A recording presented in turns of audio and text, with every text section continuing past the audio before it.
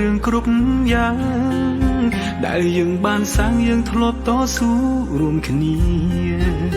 តែពេលនេះយើងបានចប់គ្នាអស់ពេលវេលាមើលថែគ្នាហើយ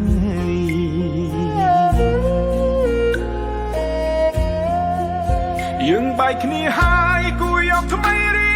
ងខ្លួនគុំនៅគុំគួនគុំនៅស្អប់គ្នាទៀតអីបំភ្លេចរឿងចឹងគុំរំលឹកណាថ្លៃធ្វើមិនដេចនិស័យយើងបានត្រឹមនឹង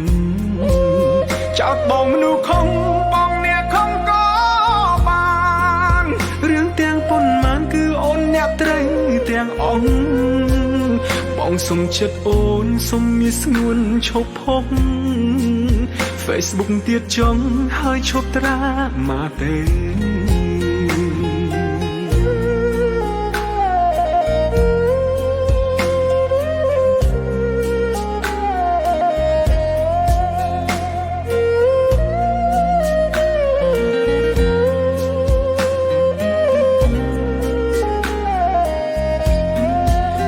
សូមអរគុណរឿងគ្រប់យ៉ាង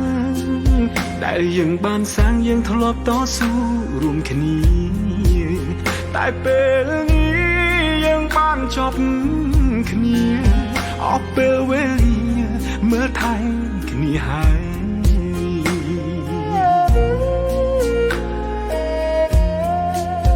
យើងបែកគ្នាហើយគួរយកថ្មីរៀងខ្លួនគុំនៅគុំគួនគុំនៅស្អប់គ្នាទៀតអីបំភ្លេចរឿងចាំងគុំរំលឹកណាថ្លៃ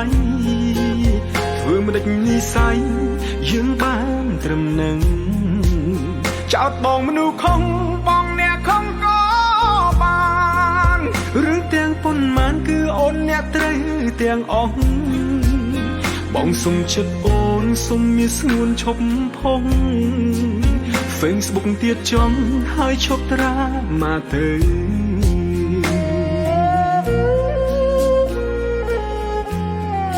អូនគិតថាបងមនុស្សមិនល្អហើយទៅចង់អូនអើយទៅរកអ្នកសមនឹងថ្លៃបងមនុស្សអាក្រក់ដូចអូននេះហើយក៏គ្មានអ្វីឲ្យអូនលងឡើយខ្ញុំចាក់ចាញ់ខ្ញុំចាចាញ់